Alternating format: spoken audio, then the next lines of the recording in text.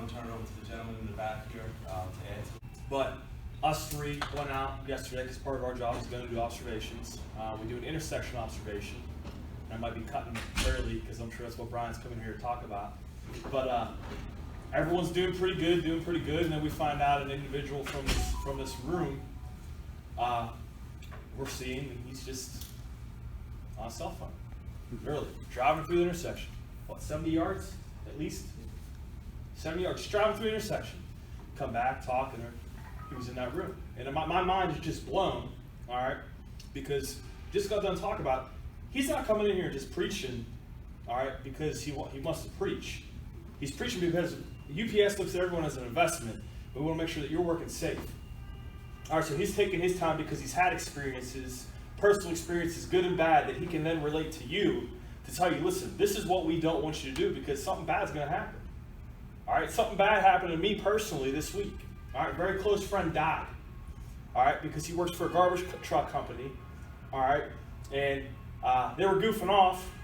The driver decided to hit his brakes real hard. All right, knocked him off, continued to back, crushed him against the telephone pole. All right, because they became complacent. That's what we don't want you to do. So when you're on your cell phone, guess what you're doing? You're complacent. You're not seeing the big picture. You're not seeing that Drew, myself, and Paul are sitting right at the intersection, and you're not making contact with us. And we're goofing off. We have our radio up. We're talking about sports. Paul pulls out. Guess what the next thing you do? Hit us in our car. Because we're not paying attention, and you're not paying attention. Okay? So please listen to what your peers have to say. Because again, they're not just talking about just the talk. All right? Because they've had the experiences. They've had it. They're making sure that you can go home safe every single day. Because that's our goal. All right? A lot of the young faces in here. All right? I'm sure you all want a very long career. All right? I'm sure everyone has significant others, family, pets, whatever the case is that you want to make it home to every single day. And again, that's our goal. Okay? So please listen to what they have to say. I want to add on before I turn it over to Brian, guys. Back when our center was out of Harrisburg West, the Harrisburg facility, one of our Carlisle drivers was coming down 81, summertime, and he's driving, he's checking his, his 1030s, he's playing his diet on his steering wheel, rolling down 81.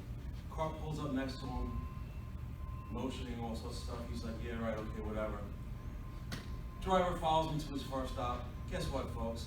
That person in that car was the regional from Florida up to Maine, Eastern Seaboard, the whole East Coast, okay? The top safety guy coming back and coming from vacation with his family, all right? So it's just adding to that and just adding to what we've been talking about and what we talked about yesterday when someone went out and complacent, whatever word you want to use for it. So I don't know what else to tell you guys. I mean, talked about cell phones yesterday, and here we go. We had a driver come off, not for injury, but because look, got to finish the day, I guess, today. Turn it over to Brian.